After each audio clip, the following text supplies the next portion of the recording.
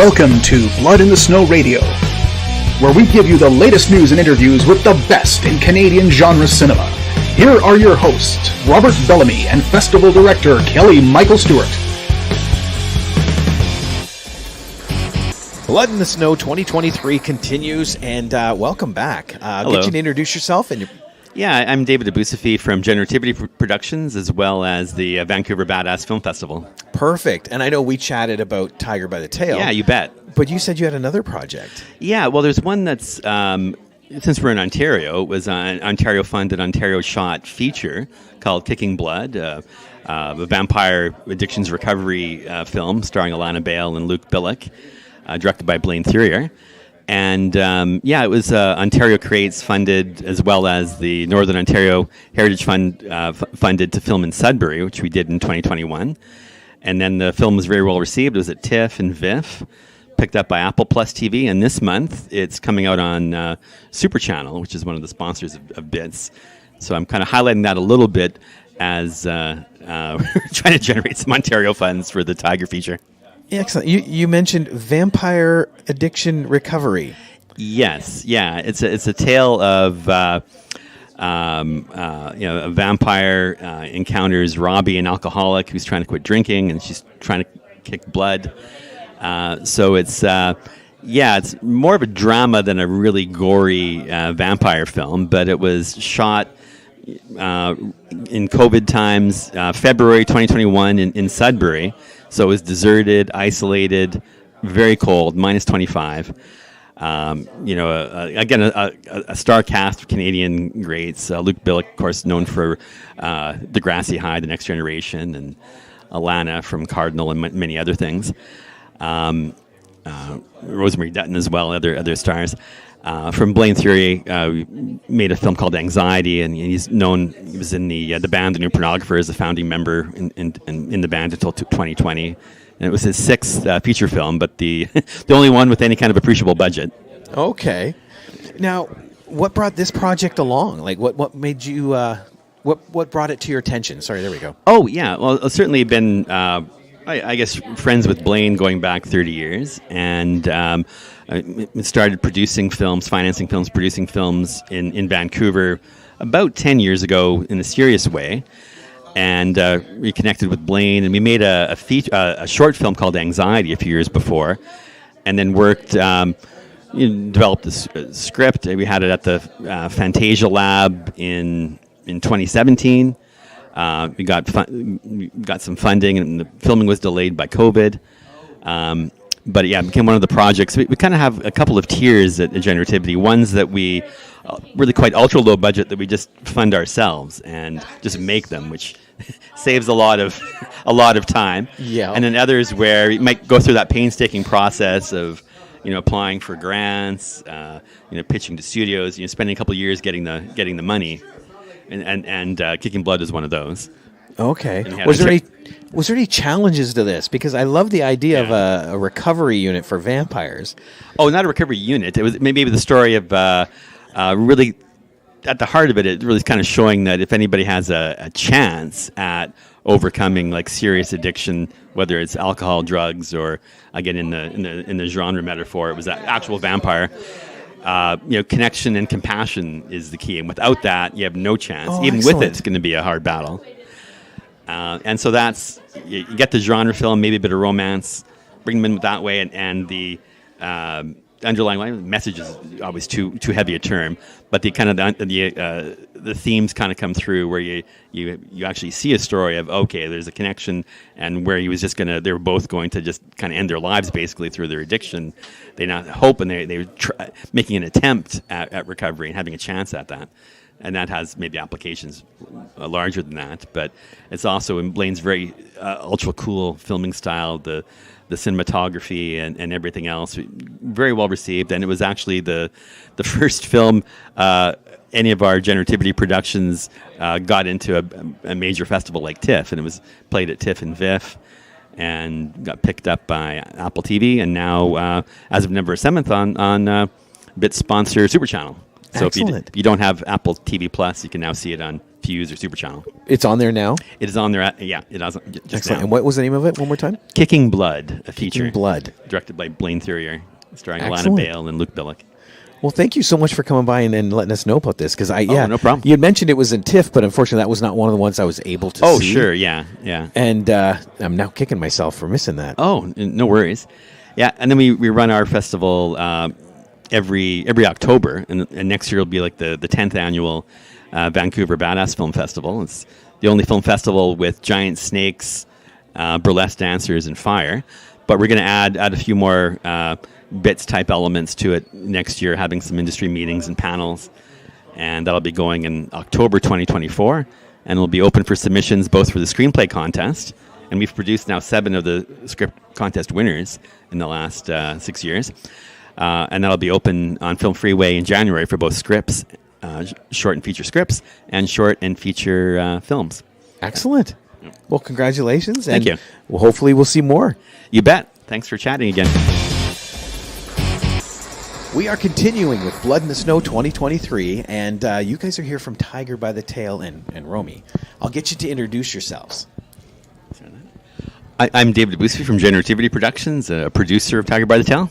Excellent.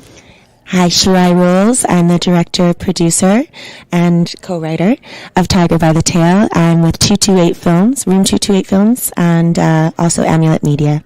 Excellent.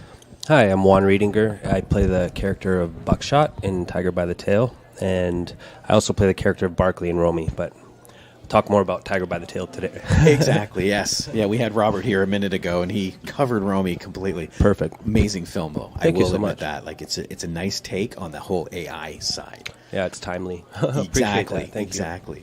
But Tiger by the Tail, talking about timely, takes us back a little bit. How did this story come around? It does. So it's a story of disco versus rock and roll in 1979. I love period pieces. I love that timeline. It's right before the 80s started to come in. So we can see the difference of disco kind of on its way out. And we do have a surprise ending, Death by Disco, in the movie. Nice.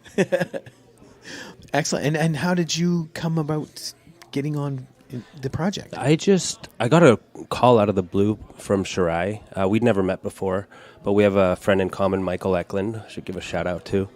And yeah, I guess they got in touch with each other about who to cast for this role, and my name came up, and I was down in LA, and she reached out and yeah, sent me the script, and I fell in love with the project, and before we knew it, we were up in Canada shooting it, and yeah, that was it. Excellent. Yeah.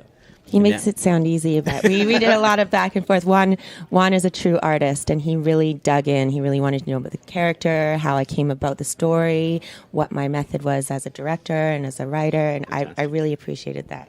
Yeah, and Sharai had already assembled a pretty badass team too. Getting to work with Tassia, who I worked with most in the film, was a wonderful experience, and so that was a big hook for me too, because I hadn't worked with her before. So yeah, so and I never met David before and either, and so it was a great way to expand my film family, being a part of this one. Yeah. And of course, Tassia Tellis, known in Shorzy, among other things. Right. Great cast. Shorzy and the 100, she was on course. for 10 years as Echo. So what made you decide to jump onto this project? Well, I'd worked with Sharai before, mostly with her as an actor in our film Reptile House, and she was the star, and then in another challenging kind of 18th century erotic period piece called Prelude, where she's a complete rock star, where we filmed during the hottest days in Canadian history, actually, in full wigs and 18th century. So I know complete badass performer, and helped produce another of her first short as a director, Ramshackle Blues. So we're kind of on board with this project and going forward with this project, hopefully through a feature as well. So I'm all in on Sharai. Thanks, Dave. It is a film family. We call it the Tiger family. Oh, nice.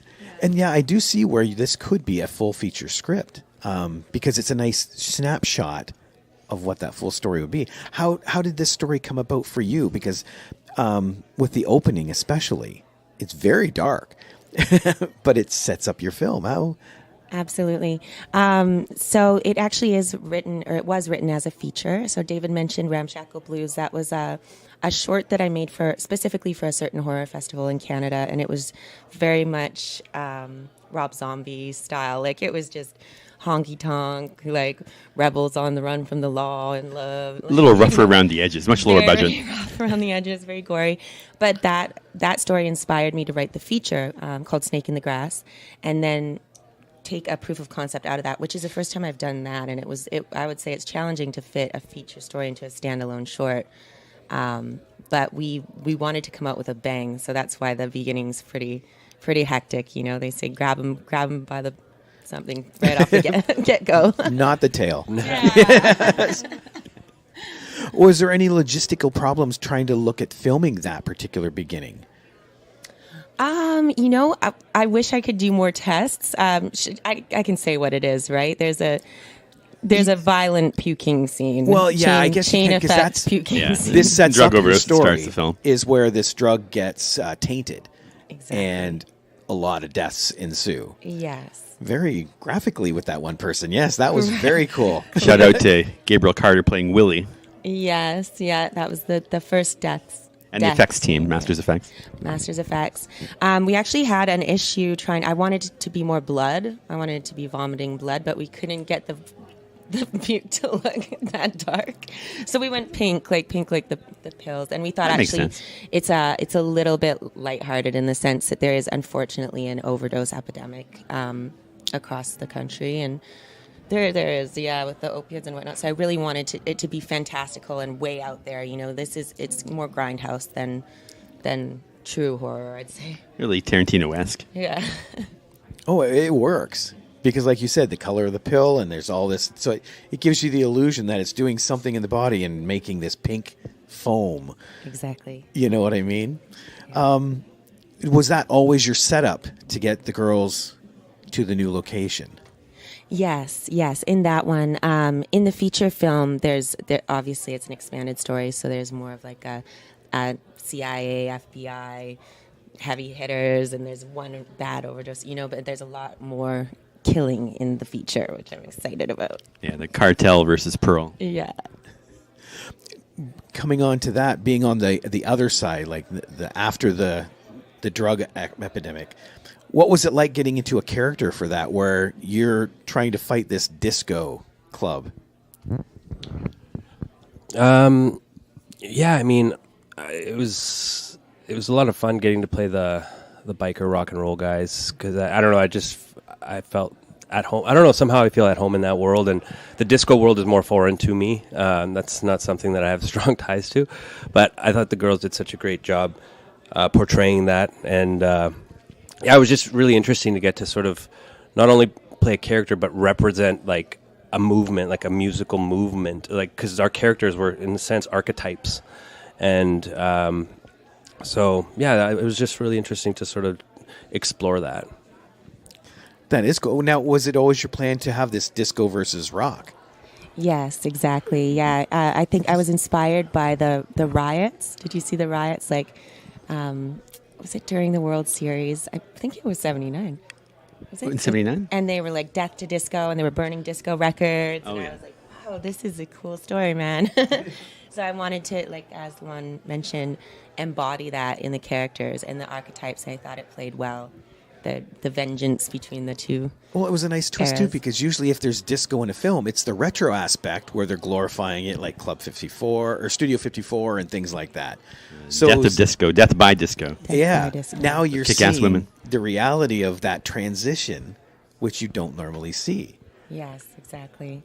Well, and to the fierce women, as David just mentioned, I should say, part of the reason I wanted to make this movie is to disrupt some of the biases around women in horror and female Action characters in horror, action films, that to say that, you know, sexy woman can kick ass, and it doesn't have to be objectified. It actually can be empowering, and, you know, as long as they have a mission and a motive and there's a story, like, it's okay. It's not just gratuitous. It's actually women can do this stuff. You know? No, Still absolutely. hot scenes with Pearl and Buckshot. And I wanted to talk about the title, too. Was there a significance to choosing that title? Absolutely, yeah. So a few reasons, to catch a tiger by the tail. It's kind of a metaphor for the drug. Like if you grab onto something, you look, oh, that's cute. I'm going to grab that little tail, and then the tiger turns around and eats you. Yeah. So in a sense, the tiger is the drug. Initially, it started off as the tiger was the rock and roll trucker gang, the biker gang, the weed, but it turned out that the pills were actually the tiger. There's also a song, right? Oh, yeah, famous song. There it is. Thank you for reminding Buck me. Owens, Yes. it's been covered many times. Yeah, actually, and in the first iteration of the script, I had it called Soy El Fuego, which is funny because it's after the Narcos theme song, and Juan is from Narcos as well. But Soy El Fuego turned into Tiger by the Tail, and when I looked it up, there's a song by Buck Owens. Is it Buck Owens and the Buckaroos? Yeah. And we ended up doing a female version of that, but it was so like I got chills when I looked it up. Yeah, yeah, we had to license that song for sure. That's excellent. Now we were talking, Tarantino and stuff. Were there any influences that you drew from putting this together? Absolutely. I mean, my influences have definitely been from Tarantino to Lynch, Gaspar Noé. I love strong creative design and art department. I work really closely as a creative producer for hair, makeup, wardrobe, and all that stuff. So you can really see that kind of strong look through the movie. But yeah, I love Tarantino, man, and I'm always wondering why aren't there more Tarantino movies? You know why? Because nobody can make them. They're so cross genre. People don't understand them, and I think this movie kind of falls in that a little bit. It does. It's very Tarantino, I think, because of the fact that it's not only cross genre, but it's gritty, which is another big calling card, I think, for Tarantino as well. Yeah, thank you. I mean, I'd love to see Tarantino's style movie done from a female gaze. I think the world's ready for that. And I think you've succeeded. Thank you. So now, what references or what inspirations did you use for your character? Oh, geez. Did we talk about that? I don't even... I don't know if I actually took a direct inspiration. He's pretty much the character. Like, he's just that badass.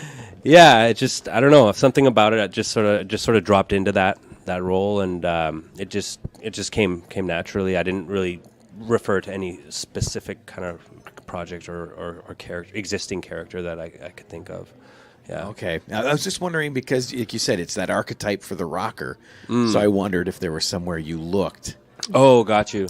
Nothing in specific. It was just that archetype. I don't know. That speaks to me. I play a lot of criminals and kind of badass dudes. I don't know why, because I'm a father of young kids and I'm a family guy, but I keep getting cast as these characters. Seem so nice sitting here. Yeah, I don't know, but it's something about that role. And I don't know, also the look of the character was huge for me, and Sharai, I really enjoyed working with her because she was saying, like, she's so hands-on in terms of the art department and like in all the little nuances of the look and the style. And I think that actually informed the character a lot, is his skin, the way that he looks, and I feel like that really allowed me to embody Buckshot. And the name Buckshot, I mean, come on, that's such a badass name. Although he seemed a little more laid back, at least compared to Pearl. Yeah, he's chill. In some ways, he's a bit of a puppy dog, because Pearl's definitely the one wearing the pants in that relationship, I would say. But no, he steps up when he needs to, and yeah, he provides a little bit of comic relief, I'd say, in the story, because there is a certain sort of puppy dog nature about Buckshot, I'd say.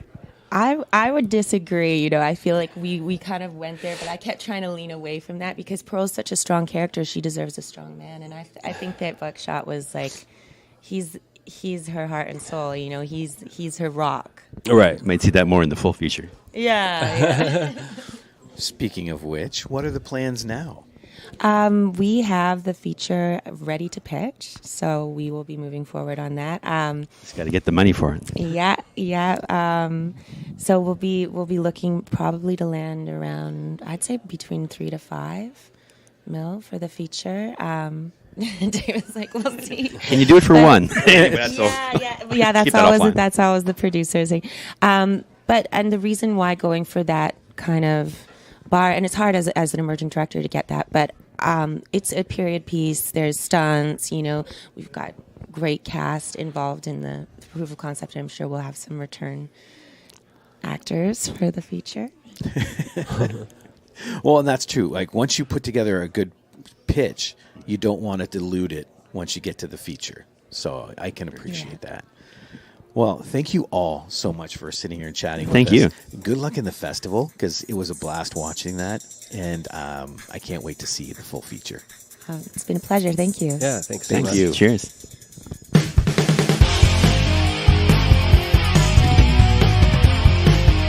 Join us next time for Blood in the Snow Radio. Bits Radio is a production of Three Evil Cats Productions in association with the Blood in the Snow Canadian Film Festival. For more information and to listen to other episodes, visit bloodinthesnow.ca and tweet us at BitsFilmFest. Music by Jan Gorman, produced and edited by Kelly Michael Stewart. I am